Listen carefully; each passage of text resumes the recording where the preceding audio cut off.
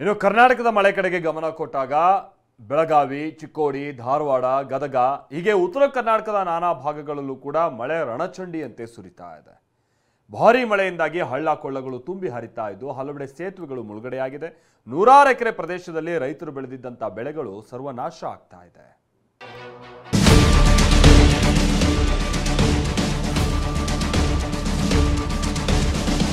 ನಾನೀಗ ಬೆಳಗಾವಿ ಜಿಲ್ಲೆಯ ಖಾನಾಪುರ ತಾಲೂಕಿನ ಹಾಲತ್ರಿ ಹಳ್ಳದ ದಂಡೆ ಮೇಲೆ ಇರುವಂತದ್ದು. ಕುಲಗೇರಿ ನವಗ್ರಾಮದಲ್ಲಿ ಇದೀವಿ ನೋಡಬಹುದು. ಮುಂಗಾರು ಅವಾಂತರಗಳ ಮೇಲೆ ಅವಾಂತರವನ್ನ ಸೃಷ್ಟಿಸಿವೆ. ಜನ ಹೈರಾಣಾಗಿದ್ದಾರೆ. ಬೆಳಗಾವಿ, ಚಿಕ್ಕೋಡಿ, ಧಾರವಾಡ, ಗದಗ, ಹಾಸನ, ಮಂಗಳೂರು, ಕೊಡಗಿನಲ್ಲಿ ರಣಮಳೆ ಸುರಿಯುತ್ತಿದೆ.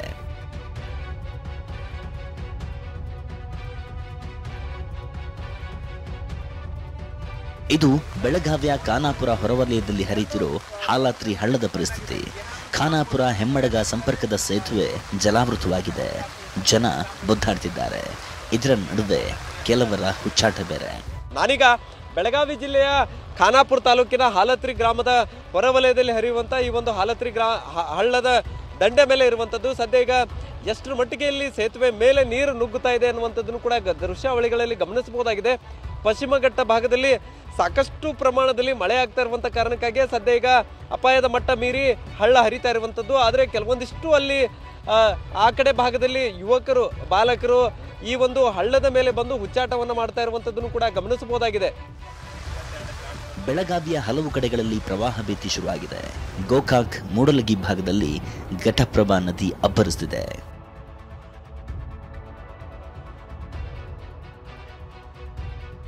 ಕಟಾವಿಗೆ ಬಂದ ಗೆಣಸಿನ ಬೆಳೆಯ ಅವಸ್ಥೆ ನೋಡಿ.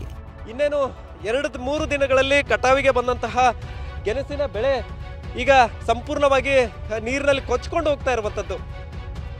ಗೆಣಸು ತರಕಾರಿ ಬೆಳೆದ ಬೆಳಗಾವಿಯ ಎಳ್ಳೂರ, ಶಹಾಪುರ, ವಡಗಾವಿ ಭಾಗದ ರೈತರ ಪರಿಸ್ಥಿತಿ ಆ ದೇವರಿಗೆ ಪ್ರಿಯ.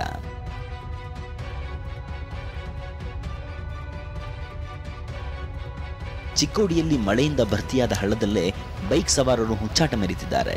ಯರನಾಳ, ಮದಮಕ್ಕನಾಳ ಸೇತುವೆ ಮೇಲೆ ಸಂಚಾರಕ್ಕೆ ತಡೆಯೊಡ್ಡಿ ಪೊಲೀಸರು ಬ್ಯಾರಿಕೇಡ್ ಹಾಕಿದ್ರೂ ಸವಾರರದ್ದು ಎಂದಿನ ನಿರ್ಲಕ್ಷ್ಯ.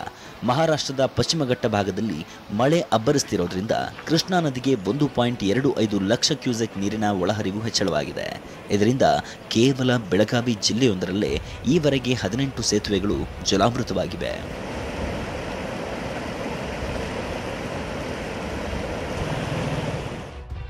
ಗದಗದಲ್ಲಿ ಬೆಣ್ಣೆಹಳ್ಳದ ಅಬ್ಬರಕ್ಕೆ ಜನರ ಬದುಕು ಬೀದಿಗೆ ಬಂದಿದೆ. ಬೆಣ್ಣೆಹಳ್ಳದ ತೀರದ ನವಗ್ರಾಮದ ಸ್ಥಿತಿ ಅಯೋಮಯವಾಗಿದೆ. ನವಗ್ರಾಮದಲ್ಲಿ ಸರ್ಕಾರ ನಿರ್ಮಿಸಿದ ಮನೆಗಳು ಬಿರುಕು ಬಿಡುತ್ತಿವೆ. ಏನು ಕುಲಗೇರಿ ನವಗ್ರಾಮದಲ್ಲಿ ಇದೀವಿ ನೋಡ್ಬೋದು. ಇದು ನವಗ್ರಾಮದ ಒಂದು ಮನೆಯೊಂದರಲ್ಲಿ ಬೆಳೆಯಿದ್ದೀವಿ. ಇದು ಈ ಒಂದು ಏನು ನವಗ್ರಾಮದಲ್ಲಿ ಬಹುತೇಕ ಮನೆಗಳ ಪರಿಸ್ಥಿತಿ ಇದೇ ಇದೆ. ಯಾಕೆ ನೋಡ್ಬೋದು ಎಷ್ಟೊಂದು ಬಿರುಕು ಬಿಟ್ಟಿದೆ ಹೊರಗಡೆ. ಯಾಕಂದರೆ 10 ವರ್ಷಗಳ ಹಿಂದೆ, ಯಾಕಂದರೆ 2010ರಲ್ಲಿ ಈ ನವಗ್ರಾಮ ನಿರ್ಮಾಣ ಆಗಿದೆ. ಹೊಸ ಮನೆಗಳನ್ನು ಕೂಡ ನಿರ್ಮಾಣ ಮಾಡಿದರು. ಧಾರವಾಡದಲ್ಲಿ ಭಾರಿ ಮಳೆಯಿಂದಾಗಿ ಬಾಲಗೇರಿ ಗ್ರಾಮದಲ್ಲಿ ಜನ ಹಳ್ಳ ದಾಟಲು ಪರದಾಡುವಂತಾಗಿದೆ. 2019ರ ಪ್ರವಾಹದಲ್ಲಿ ಇಲ್ಲಿಯ ಸೇತುವೆ ಕೊಚ್ಚಿ ಹೋಗಿದ್ದು ಅಂದಿನಿಂದ ಹಳ್ಳದ ಸಂಪರ್ಕ ಕಡಿತಗೊಂಡಿದೆ. ಧಾರವಾಡ ಜಿಲ್ಲೆಯ ಅಳ್ನಾವರ ತಾಲೂಕಿನ ಬಾಲಗಿರಿ ಅನ್ನೋ ಒಂದು ಗ್ರಾಮ. ಇಲ್ಲಿ ಈ ಗ್ರಾಮದ ಒಂದು ಹಳ್ಳ ನೀವು ಯಾವ ರೀತಿ ಇದೆ ಮತ್ತು ಅದಕ್ಕೆ ಕಟ್ಟಿದ್ದಂತಹ ಸೇತುವೆ ಯಾವ ರೀತಿ ಕೊಚ್ಚಿಕೊಂಡು ಹೋಗಿದೆ, ಅದರ ಪರಿಸ್ಥಿತಿ ಏನಿದೆ ಅನ್ನೋದನ್ನು ತೋರಿಸ್ತೀನಿ. ನಾನೀಗ ನೋಡ್ತಾ ಇರ್ಬೋದು, ಇಲ್ಲಿಂದ ಇದು ಕೆಲವು ವರ್ಷಗಳ ಹಿಂದೆ ಕೊಚ್ಚಿಕೊಂಡು ಹೋದಂತಹ ಸೇತುವೆ. ಹಾವೇರಿ ಜಿಲ್ಲೆಯಲ್ಲಿ ವರ್ಧಾ ನದಿ ಆರ್ಭಟಕ್ಕೆ ಕಳಸೂರು ಬಳಿ ಬ್ರಿಡ್ಜ್ ಕಮ್ ಬ್ಯಾರೇಜ್ ಜಲಾವೃತವಾಗಿದ್ದು ನೀರಿನ ನಡುವೆ ಸಿಲುಕಿದ 2 ಯುವಕರು ಪರದಾಡಿದ್ದಾರೆ.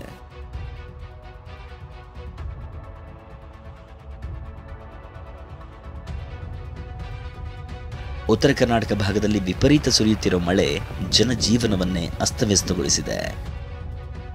Bureau report, TV9.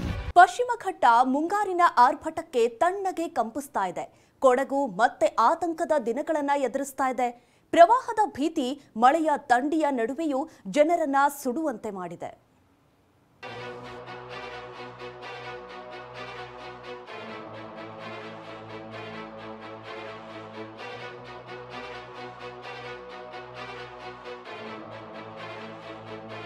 ಕರ್ನಾಟಕದ ಕಾಶ್ಮೀರ ಕೊಡಗು ಮತ್ತೆ ಪ್ರವಾಹದ ಭೀತಿ ಎದುರಿಸುತ್ತಿದೆ.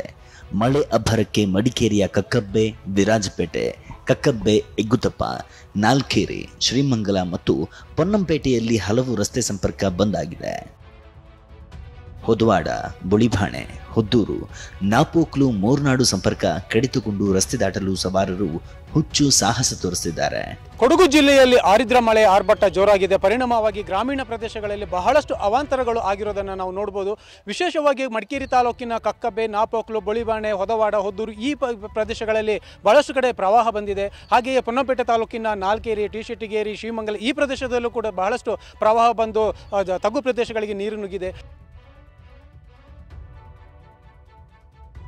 ಮಲೆನಾಡು ಕಾಫಿ ತೊಟ್ಟಿಲು ಚಿಕ್ಕಮಗಳೂರು ಜಿಲ್ಲೆಯಲ್ಲೂ ಮಳೆ ಬಿಟ್ಟು ಬಿಡದಂತೆ ಸುರಿತಿದೆ.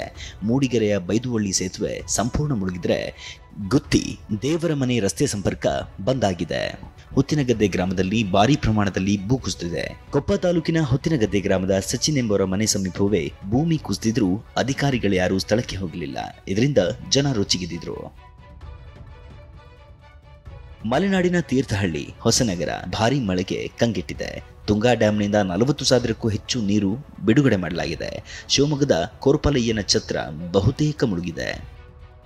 ಹಾಸನದ ಸಂಕ್ಲಾಪುರ ಮಠ ನಡೆಬೆಟ್ಟ ಸಂಪರ್ಕ ಸೇತುವೆ ಮುಳುಗಿದೆ. ನಡೆಬೆಟ್ಟದಲ್ಲಿ ವಾಸವಾಗಿರುವ ಸುಮಾರು 11 ಕುಟುಂಬಗಳು ರಸ್ತೆ ಸಂಪರ್ಕ ಇಲ್ಲದೆ ಇರೋದ್ರಿಂದ ಎಲ್ಲೂ ಹೋಗೋಕ್ಕೂ ಆಗದೆ ಇರೋಕ್ಕೂ ಆಗದೆ ಒದ್ದಾಡ್ತಿದೆ.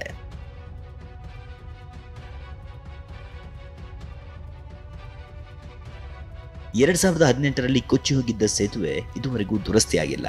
ಸಕಲೇಶಪುರದ ಬೆಣಗನಹಳ್ಳ, ದೋನಹಳ್ಳಿಯ ಸಂಪರ್ಕ ಬಂದ್ ಆಗಿದ್ದರಿಂದ ಎಮರ್ಜೆನ್ಸಿ ಸಂದರ್ಭದಲ್ಲೂ 15 ಕಿಲೋಮೀಟರ್ ಕಾಲ್ನಡಿಗೆಯಲ್ಲಿ ಸುತ್ತಿ ಹೋಗುವ ಪರಿಸ್ಥಿತಿ ಇದೆ. 2018ರಲ್ಲಿ ಒಂದು ಸೇತುವೆ ಕೊಚ್ಚಿ ಹೋಗಿರುತ್ತೆ ಮಳೆಯಿಂದಾಗಿ. ಅದು 7 ವರ್ಷ ಆದರೂ ಕೂಡ ಇನ್ನೂ ದುರಸ್ತಿ ಆಗದಲೇ ಇಲ್ಲಿನ ಗ್ರಾಮಸ್ಥರು ಪರದಾಡ್ತಕ್ಕಂಥ ಸ್ಥಿತಿ ನಿರ್ಮಾಣ ಆಗಿದೆ. ಇದು